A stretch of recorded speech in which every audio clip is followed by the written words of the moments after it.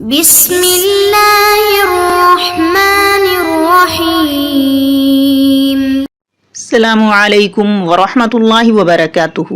امید ہے کہ آپ سب ایمان، صحت، عافیت اور برکت کے ساتھ ہوں گے۔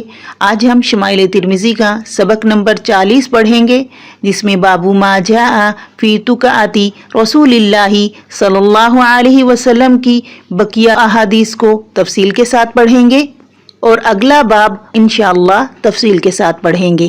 حدیث کی عبارت دیکھیے۔ بسم اللہ الرحمن الرحیم۔ وبه قال حدثنا قتيبة بن سعيد قال حدثنا شريك عن علي بن الأقمر عن أبي جحيفة رضي الله تعالى عنه قال قال رسول الله صلى الله عليه وسلم أما أنا فلا آكل متكئا۔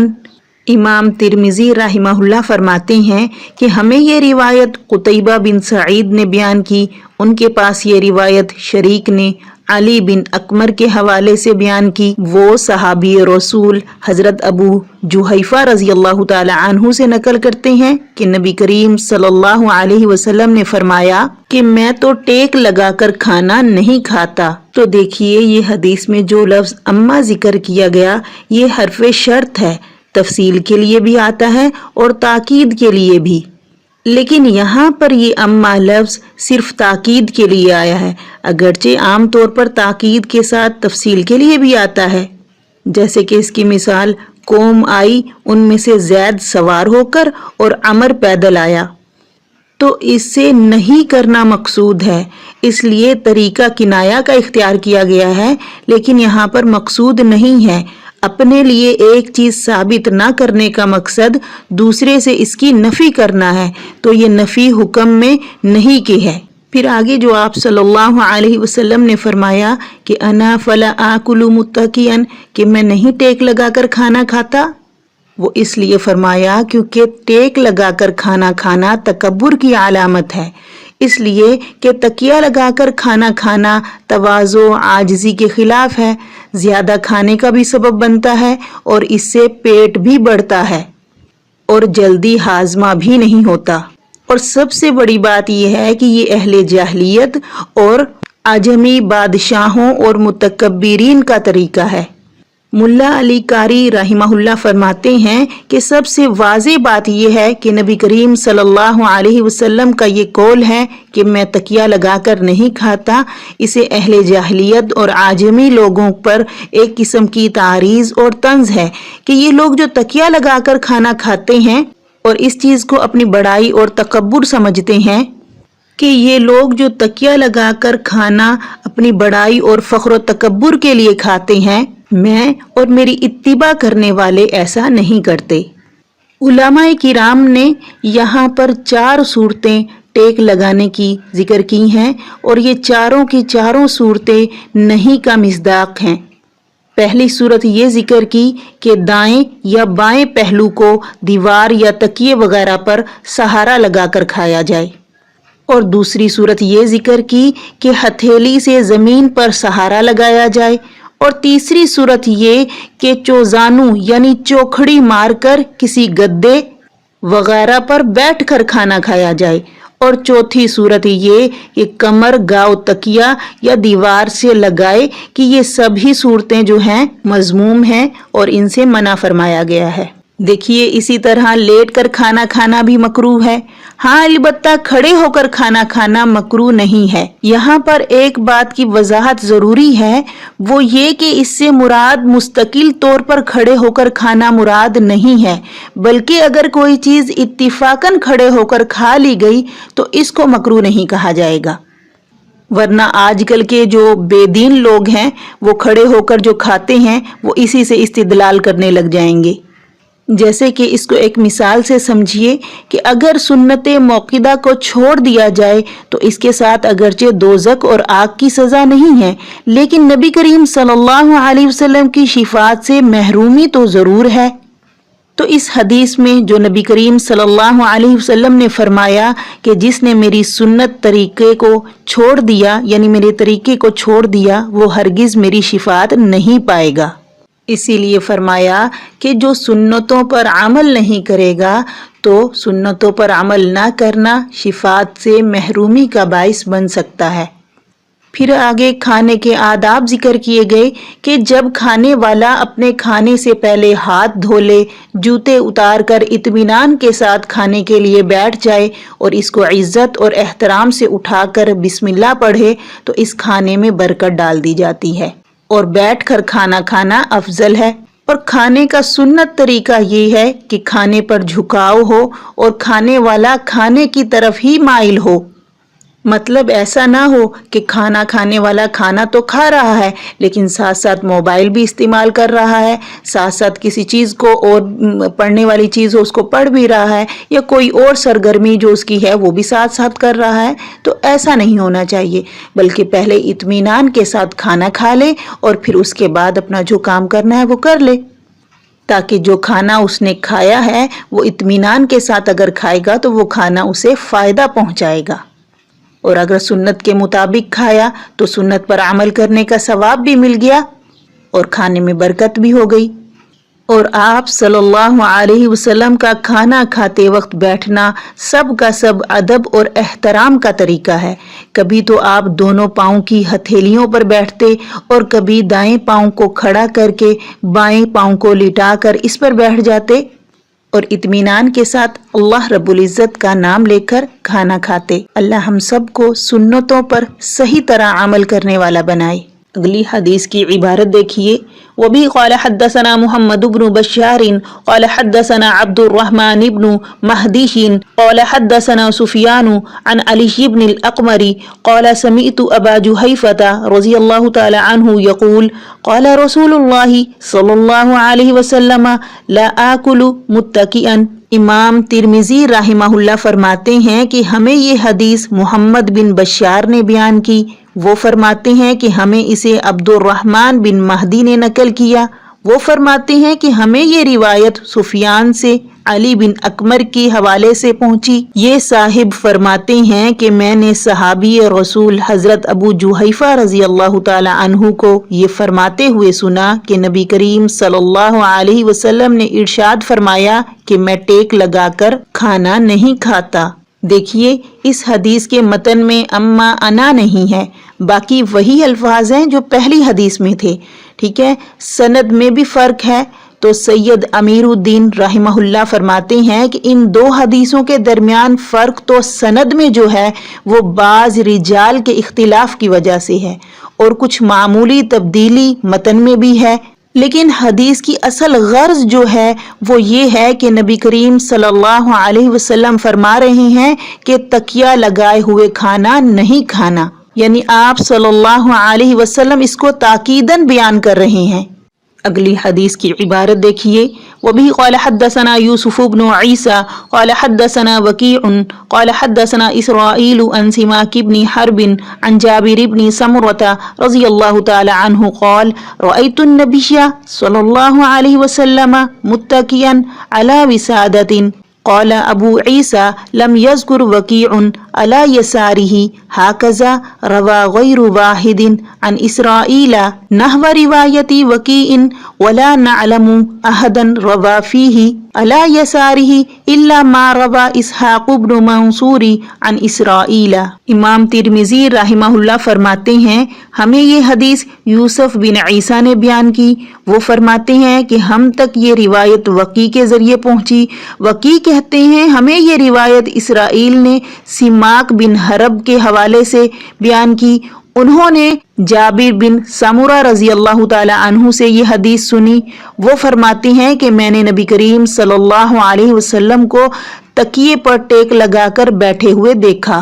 امام ترمذی رحمہ اللہ نے یہاں پر کلام کیا ہے کہ اس روایت میں وکی نے بائیں جانب کے الفاظ ذکر نہیں کیے، اور بہت سے لوگوں نے اسرائیل کے ہم معنی روایت ہی بیان کی ہے، اور ہم اسرائیل سے روایت کرنے والے اسحاق بن منصور کے علاوہ کسی ایک راوی کو بھی نہیں جانتے جس نے بائیں جانب کے الفاظ کہے ہوں۔ قال ابو عیسیٰ لم یذکر وکیع علی یسارہ، इमाम तिरमिजी राहिमहुल्लाह को बाब की पहली हदीस के लफ्ज अला यसारिही पर एतराज है कि बगैर इसहाक बिन मंसूर के किसी भी दूसरे रावी ने ये अल्फाज नकल नहीं किए हैं। तो इमाम तिरमिजी राहिमहुल्लाह का ख्याल है कि ये अल्फाज शायद साहवन यानी गलती से नकल किए गए हों, क्योंकि नबी करीम सल्लल्लाहु अलैहि वसल्लम का मामूल तो दाएं तरफ तकिया लगाने का था। इसलिए इमाम तिरमिजी राहिमहुल्लाह की बात भी दुरुस्त है। यहाँ पर शारहीन ने फरमाया है कि अला यसारिही किसी उज़र की बिना पर हो सकता है, यानी कि वैसे तो नबी करीम सल्लल्लाहु अलैहि वसल्लम का मामूल दाएं तरफ लगाने का था, लेकिन अगर कोई उज़र पेश आ जाए तो फिर जायज़ है। और यहाँ पर एक बात की और वजाहत कर दी गई कि अगर किसी शख्स को कोई रुकावट हो, कोई मुश्किल दरपेश हो कि इसके होते हुए वो बगैर तकिए के खाना नहीं खा सकता, कोई तकलीफ हो, उसको सहारा लेना ज़रूरी है, तो फिर तकिया लगाए खाना खाने में किसी किस्म की कराहियत नहीं है, क्योंकि फिर ऐसा करना किसी उज़र की वजह से होगा। अगला बाब देखिए, बाबू मा जाअ फी इत्तिकाई रसूलिल्लाहि सल्लल्लाहु अलैहि वसल्लम, यानी कि बाब जो कि आया है नबी करीम सल्लल्लाहु अलैहि वसल्लम का तकिए के अलावा किसी और चीज़ पर टेक लगाने के बयान में। इत्तिका का माना होता है सहारा लेना। इत्तिका से इंसान की गिरने से हिफाजत और दूसरे के सहारे से चलने में मजबूती हासिल होती है। इस बाब को लाने का मकसद नबी करीम सल्लल्लाहु अलैहि वसल्लम का किसी आरिज यानी हालत मर्ज वगैरह में किसी सहाबी का सहारा लेकर चलने के बयान की गर्ज को यहाँ बतलाना है। मतलब ये कि पहले बाब में मुतलक विसादा का बयान था और इससे आम है, यानी इसमें तकिया या जिस पर तकिया किया जाए, यानी मुतलक तकिए के अलावा किसी इंसान वगैरह का सहारा लेना, यहाँ वो जिक्र किया गया है। इसके अलावा नबी करीम सल्लल्लाहु अलैहि वसल्लम का आदमियों पर बीमारी की हालत में सहारा और टेक लगाना भी साबित है। हदीस की इबारत देखिए, वभी क़ाल हद्दसना अब्दुल्लाह इब्न अब्दिर्रहमानी क़ाल हद्दसना अम्र इब्न आसिम क़ाल हद्दसना हम्माद इब्न सलमता अन हुमैदिन अन अनस रज़ियल्लाहु तआला अन्हु अन्न नबिय्य सल्लल्लाहु अलैहि वसल्लम काना शाकियन फ़ख़रज यतवक्कउ अला उसामता व अलैहि थौबुन क़ितरिशुन क़द तवश्शह बिही फ़सल्ला बिहिम। इमाम तिरमिजी राहिमहुल्लाह फरमाते हैं कि हमें ये हदीस अब्दुल्ला बिन अब्दुर्रहमान ने बयान की, उनके पास इसे अमर बिन आसिम ने नकल किया, उन्होंने ये रिवायत हम्माद बिन सलमा से रिवायत की और उन्होंने इसे हुमैद से नकल किया। और इस हदीस को खादिम रसूल हज़रत अनस बिन मालिक रज़ी अल्लाह ताला अन्हु से रिवायत करते हैं कि इस मौके पर नबी करीम सल्लल्लाहु अलैहि वसल्लम बीमारी में घर से निकले कि आप सल्लल्लाहु अलैहि वसल्लम ने उसामा रज़ी अल्लाह ताला अन्हु का सहारा ले रखा था। उस वक्त आप पर कितरी कपड़ा था जिसको आपने कंधे पर डाल रखा था। नबी करीम सल्लल्लाहु अलैहि वसल्लम ने लोगों को नमाज पढ़ाई। इसमें शाकियन इसम फाइल का सीगा है, ज़राबा यजरिबू के बाब से आता है। इसके माना होता है बीमार होने के। शकवन शकीयतन बीमार होना। यतवक्कउ बाब तफाउल फेल मुजारे सहारा लेना, टेक लगाना। आप सल्लल्लाहु अलैहि वसल्लम 3 आदमियों पर सहारा लिया करते थे। एक हज़रत अली रज़ी अल्लाह ताला अन्हु, दूसरा हज़रत उसामा रज़ी अल्लाह ताला अन्हु और हज़रत फ़ज़ल बिन अब्बास रज़ी अल्लाह ताला अन्हु। तो किसी रिवायत में किसी सहाबी का जिक्र है तो किसी रिवायत में किसी का। इस हदीस में हज़रत उसामा का जिक्र किया गया है कि आप सल्लल्लाहु अलैहि वसल्लम ने उन पर सहारा लिया हुआ था। और यहाँ इस हदीस में मस्जिद में जमात के साथ नमाज पढ़ने का एहतमाम और इसकी अहमियत को भी वाज़े किया गया है। और ये भी साबित हो जाता है कि किसी आदमी का सहारा लेकर चलना जायज़ है।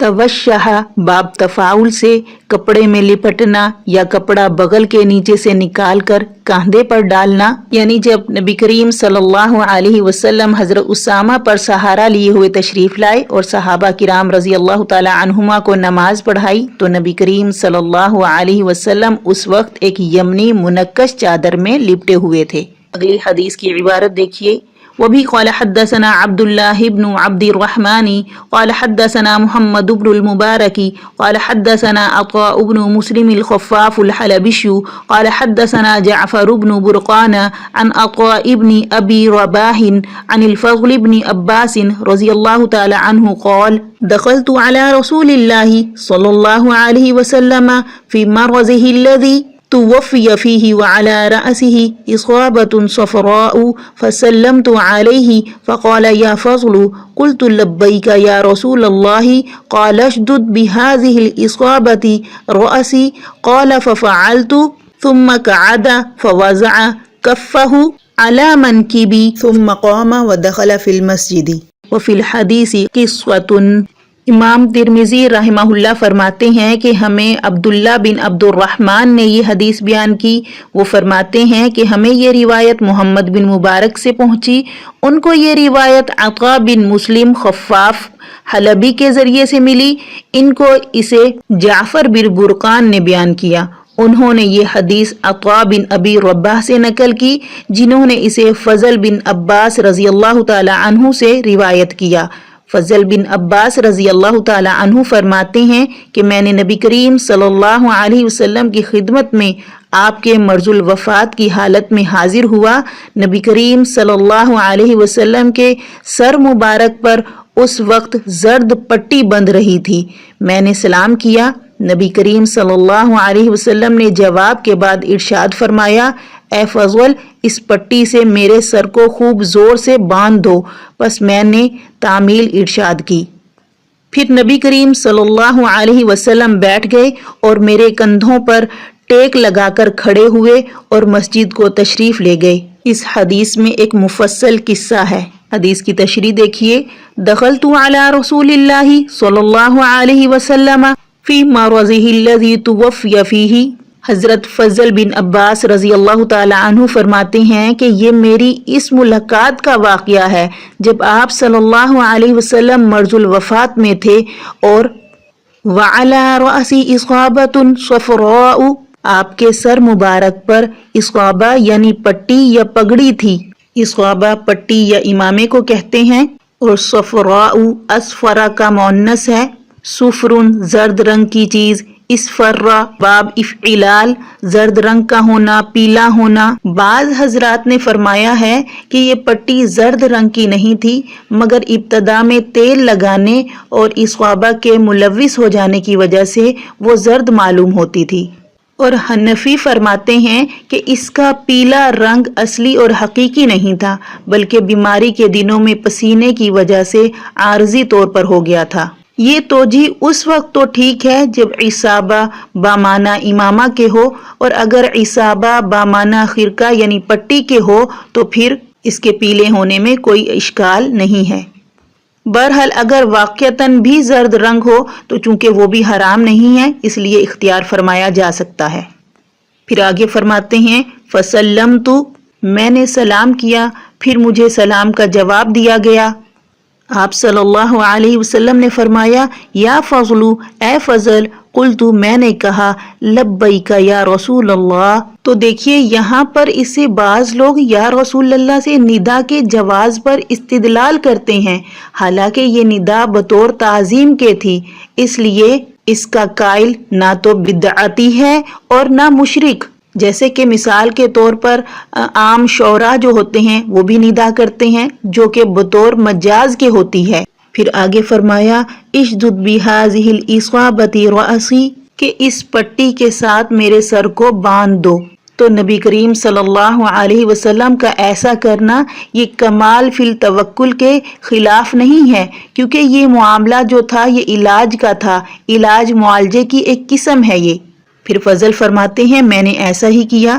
پھر ثم قعد فوضع کفہ علی منکبی پھر اپنا ہاتھ مبارک رکھا یعنی بیٹھنے کے ارادے کے وقت یا اس کے بعد اور یا کھڑے ہونے کے ارادے کے وقت اور بظاہر یہی صورت تھی یعنی میرے اوپر سہارا لے کر کھڑے ہوئے. اور حنفی کہتے ہیں فوضع کفہ علی منکبی مطلب یہ کہ نبی کریم صلی اللہ علیہ وسلم نے اپنا ہاتھ میرے کندھے پر رکھا اور آپ تکیہ کیے ہوئے تھے. ثم قام پھر کھڑے ہوئے. اور مسجد میں داخل ہوئے۔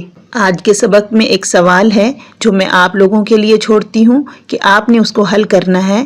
تو بتائیے کہ اس حدیث میں کس سبق آموز قصے کی طرف اشارہ کیا گیا ہے۔